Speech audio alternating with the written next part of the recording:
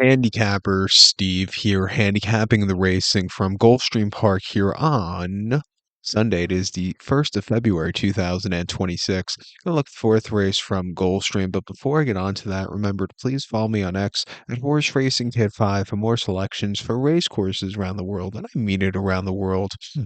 This week coming up, we have some great Kentucky Derby prep races. Friday, you have the Southwest from Oaklawn, also the Withersham Aqueduct, and then Saturday you have the Tampa Bay card with the Sam F. Davis there. So it's just and you have the Bob Lewis, I believe, this weekend also. So it's just going to be a good weekend of racing. So in general, join me here on YouTube for some great Derby prep races.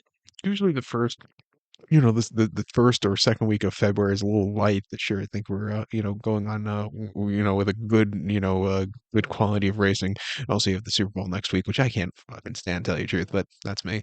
I'm waiting for the baseball in 3 weeks. But let's get to the fourth race from Gulfstream, which is the launch optional claim repairs $86,000. Race for Phillies Mares, 4-year-olds and upwards. Number one, 20,000. Once the main claiming starter or state or starter race, whichever one, blah blah blah blah. Up to 25 claimer. Six horses are going 1,700 meters or mile 16th on the main track. My top selection, I'm going to go with the three-horse Snow White. I'm going to go 3-2-6-1 in the superfecta. 3-2-6-1 super. Top selection of three-horse Snow White. It's four-wheel by Good Magic. Danny Gargan trains. Ira Ortiz Jr. gets the mount. They ran the horse most recently on the 18th of October at Keeneland, a mile 16th in allowance race for 120,000, and even second by 3 lengths that day. And he stalked all around the race course. He just couldn't get there late. I just thought she saw some tough competition. If they let the horse run, on the front end, going a mile 16 speed really holds up well here.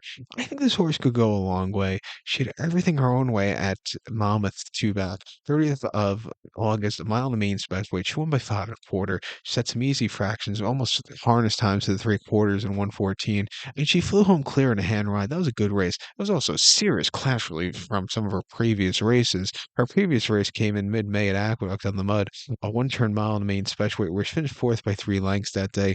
And she was with them early on, but then she just kind of weakened out of it. Quick turnaround from the previous race. Maybe she needed to run there. And then the main weight at Keeneland going on a good track, 7 furlongs in April. She finished third by 4 lengths that day. She just kind of stalked and just kind of hit the wall late. I do think she needed the race.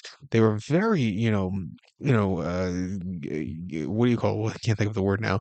They were very over exuberant with her when she first started. She placed behind Quick Kick in a main weight in September 2024 at Saratoga, in a main weight. Came back from a very good place, went Scash Lassie in the Frizette of 2024, and then they ran her in the Breeders' Cup Juvenile Fillies race and at Del Mar in the fall of 24, where she finished eighth by 32.5 lengths, where she just had nothing.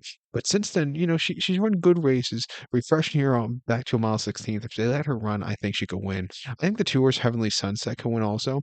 She won three back in the main weight quite nicely, Keelan on the slot going mile 16th. Went by 4 1/4 lengths. Again, from the rail, they let her go. A good race.